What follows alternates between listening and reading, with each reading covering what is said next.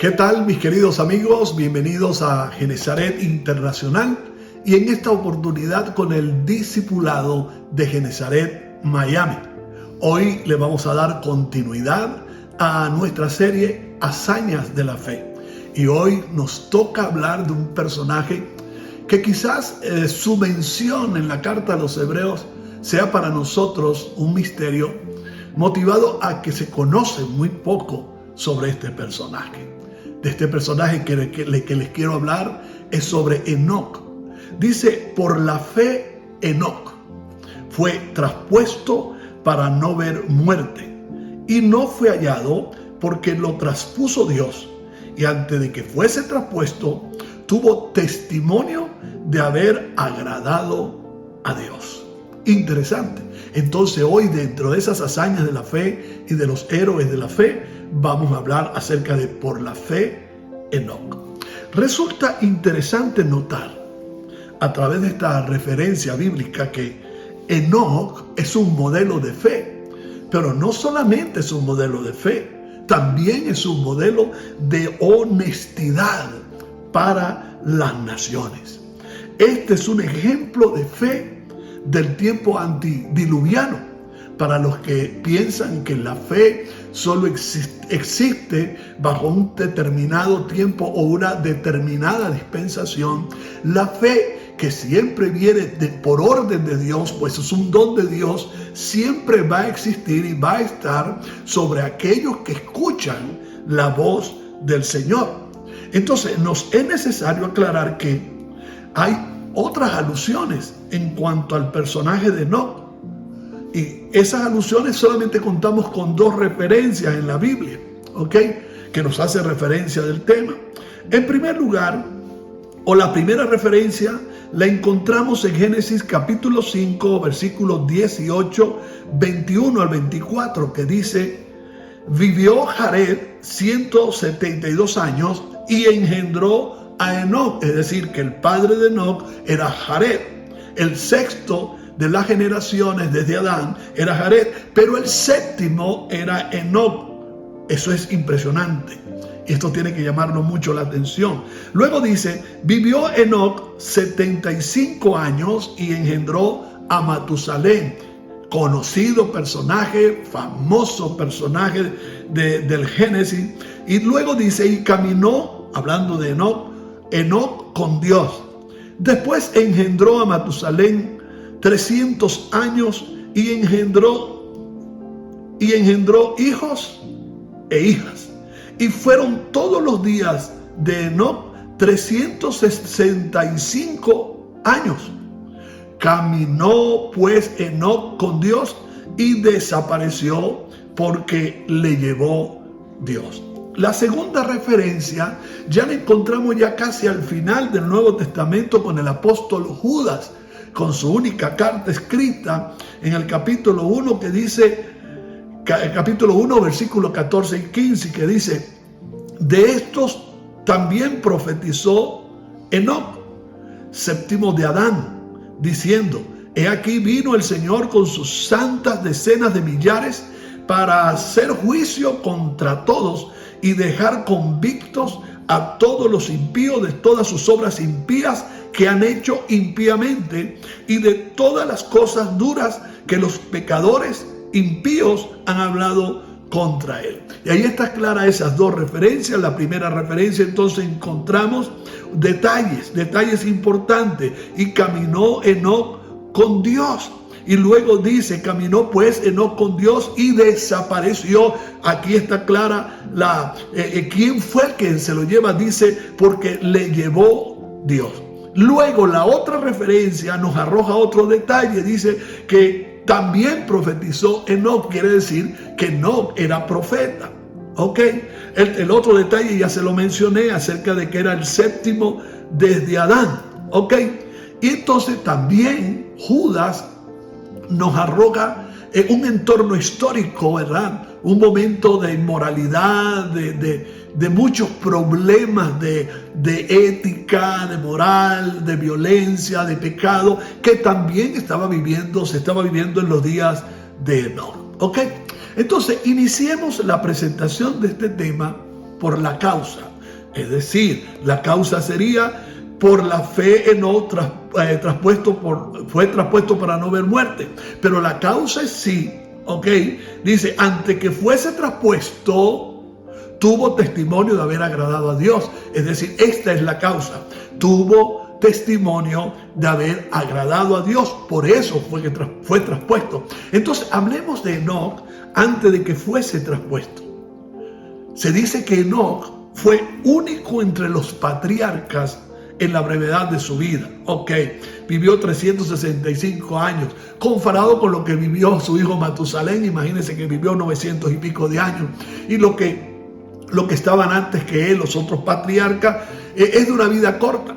Y quizás algunos le enjuician porque la muerte era vista como una maldición, y ciertamente es una maldición, pero quienes morían temprano era porque tenían una carga pecaminosa muy grande. Y en el caso de Enoc no fue así, porque según lo que dice el escritor a la carta a los Hebreos, Enoc era un hombre de fe. Según lo que dice Moisés en los escritos de Génesis,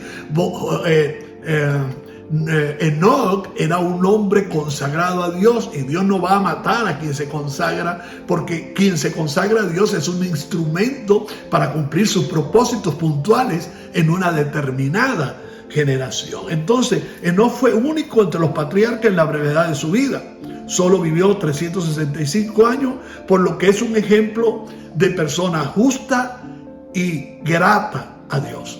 Era un patriarca especial que estaba totalmente cualificado, escuchen eso, cualificado para ser revelador de secretos celestiales. Imagínense. También lo dijo Judas, que era profeta. Y un profeta es aquel que está cualificado o calificado para recibir revelaciones, secretos celestiales.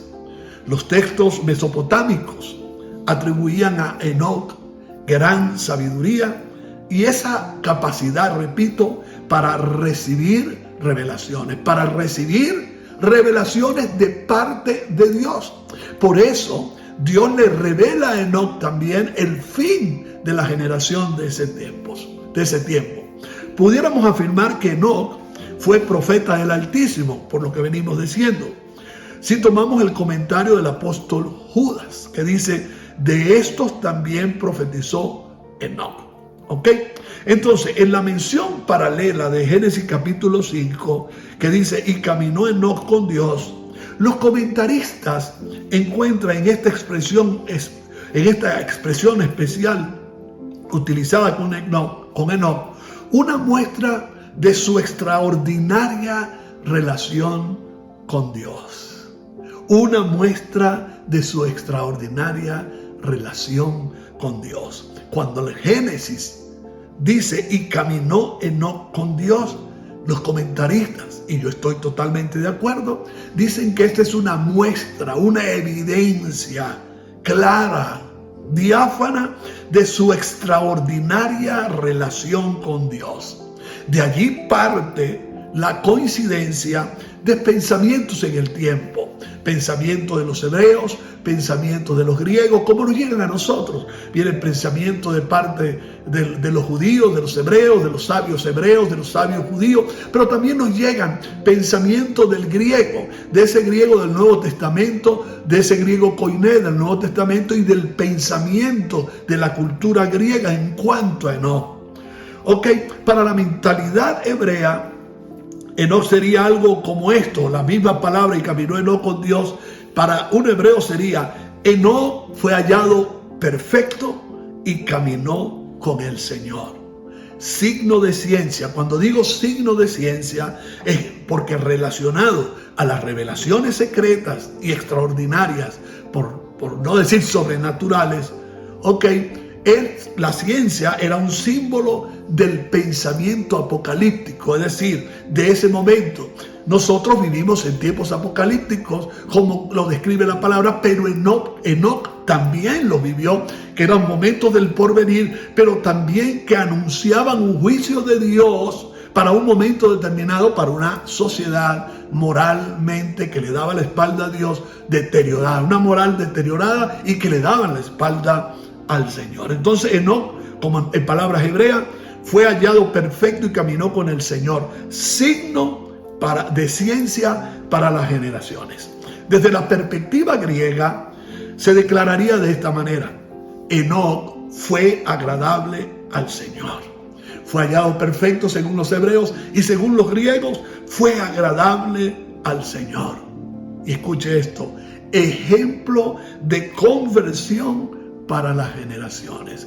Ejemplo de que una persona que agrade a Dios puede dar un giro de 180 grados en su vida y cambiar por dentro, por fuera, que le cambie la mentalidad, le cambien las actitudes y puedan vivir una vida sana y santa delante del Señor, con expectativas de que Dios en su propósito pueda hacer algo sobrenatural con esa vida o a través de esas vidas. También voy a dejar aquí tres notas de reflexión sobre tuvo testimonio de haber agradado a Dios. Número 1, escúcheme bien: la fe y la santidad van de la mano. Así como mencioné en los temas de los héroes anteriores, como lo fue Noé, Abel, donde vinculábamos la fe con la justicia, yo vinculo seriamente la fe y la santidad. Van de la mano. Sería vergonzoso hablar de hombres de fe que moralmente están dañados. Hablar de creyentes con mucha fe, pero sus obras son amargas, son dañinas, sus conductas son conductas inmorales. Entonces, la fe tiene que ir de la mano con la santidad y, como dije anteriormente, la fe tiene que ir a la mano con la justicia. Número 2, la fe activa y generacional tendrá un sobrenatural fruto en nuestros tiempos si mujeres y hombres santos la mantienen. Es decir, que es responsabilidad del creyente, del discípulo, del ministro, del líder, del apóstol, de los pastores, de los evangelistas, los maestros y los profetas, guardarse en santidad y mantener esta santidad con su conducta en medio de la sociedad en la cual viven, aunque esté totalmente dañada la sociedad. Y ese es el llamado que nos está haciendo Dios a nosotros a través de la vida de Enoc. Repito, como punto número 2 de esta reflexión, la fe activa y generacional tendrá un sobrenatural fruto en nuestros tiempos si mujeres como las que me están viendo ahora y hombres como los que me están escuchando y viendo, tú y yo, todos nosotros, hombres santos, la mantenemos la fe activa y generacional a través de nuestra santidad. Tercero, la fe y la santidad, escúcheme bien esto porque esto es determinante para comenzar a vivir en lo sobrenatural. La fe y la santidad son los elementos más demandantes para caminar con Dios y para la operatividad de lo sobrenatural. Pues sin santidad nadie verá a Dios. Y sin fe es imposible agradar al Señor. No es casualidad que después de dar la información de la fe de Enoc y lo que Dios hizo a través de la vida de Enoc para que fuese un acto, una acción de fe, hablara de la santidad o de la fe, que era imposible agradar a Dios.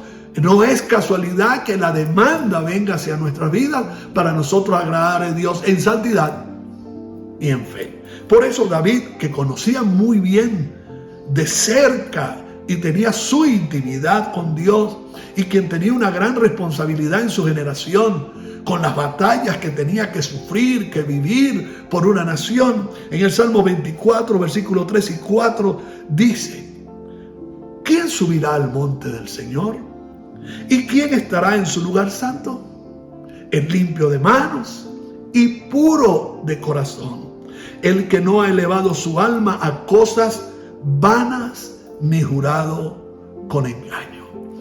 La fe y la santidad. Ahora ya hablamos de la causa. La causa hablando de Enoc antes de ser traspuesto. Ahora hablemos del efecto Enoc traspuesto por Dios a causa de su consagración, a causa de andar con Dios. A raíz de este conocimiento, ¿cuál conocimiento? De que fue traspuesto porque agradó a Dios. A raíz de este conocimiento se dice, y lo dicen los estudiosos y los sabios, que Enoc desapareció, escuche esto, porque Dios se lo llevó, evitando cualquier mención de su muerte. Lo que para muchos se convirtió en un misterio, la revelación por gracia en la carta a los Hebreos, en ese capítulo 11, sostiene que Enoc jamás podría ser hallado. Está muy cerca la concepción de que nunca fue hallado Moisés y que se dice que también fue traspuesto, que murió en la montaña, que Dios lo resucitó, pero se lo llevó, al igual que Elías. Entonces, lo que para muchos se convirtió en un misterio, la revelación por gracia sostiene que Enoc jamás podría ser hallado, puesto que Dios mismo lo llevó con él. ¡Qué grande es esto! Agradar a Dios y que Dios te tome. La acción de Dios traspuso a Enoc con el propósito de que no hubiese muerte. Y yo quiero que interpretemos un poquito etimológicamente, las palabras y la idea de trasponer. El verbo que se utiliza para esta acción, preste mucha atención por favor, el verbo que se utiliza para esta acción indica, ¿cuál acción? La de trasponer, de llevárselo, de arrebatar. El verbo que se utiliza para esta acción indica la idea de un cambio de posición. Idea de un cambio de posición. En este caso concreto, el de Enoc, traslado, cambio de ubicación de la tierra donde vivía caminando con Dios a la presencia de aquel con quien caminaba. Ya no es caminar en el paraíso, es caminar en la presencia de Dios, donde habita Dios, el limpio de mano, el puro de corazón. Y esa concepción tenía Dios también para Enoc, limpio de manos, puro de corazón, que no engaña. Entonces, Enoc fue llevado por Dios también, escuche, antes de que se produjera el juicio al mundo de entonces. Este planteamiento es evidencia de que su vida había agradado al Señor. Y esto es sumamente interesante. Es sumamente interesante también lo que nos da a conocer uno de los libros apócrifos que habla de Enoc. Y voy a abrir comillas aquí para que ustedes escuchen, por favor, y lo voy a leer textualmente, lo que habla este libro apócrifo llamado Sabiduría. Abro comillas, repito. Por ser agradable a Dios fue amado. Hablando de Enoc. Viviendo entre pecadores fue trasladado. Cambió de ubicación. Como decía lo que decíamos anteriormente, cambió de posición. Fue trasladado. Fue arrebatado para que la malicia no cambiase su inteligencia, ni la falsedad sedujese su alma. Pues la fascinación de la frivolidad nubla lo bueno, y el frenesí del deseo socava el espíritu inocente. Convirtiéndose en perfecto en poco tiempo, llenó largos años. Por ser su vida agradable al Señor, por eso le sacó con urgencia de un medio de maldad. Los pueblos lo vieron y no comprendieron ni se metieron en su corazón. Escuche esto, que hay favor y misericordia con sus elegidos y visitación para los santos. Eso lo dice el libro apócrifo de Sabiduría, capítulo 4, versículos 10 al 15. Ahora bien, yendo a la afirmación y a la reflexión en cuanto al cuerpo de Cristo, la iglesia, tú y yo, que también vivimos por la fe, que también tenemos que caminar con Dios, que también dice la Escritura, el justo por su fe vivirá.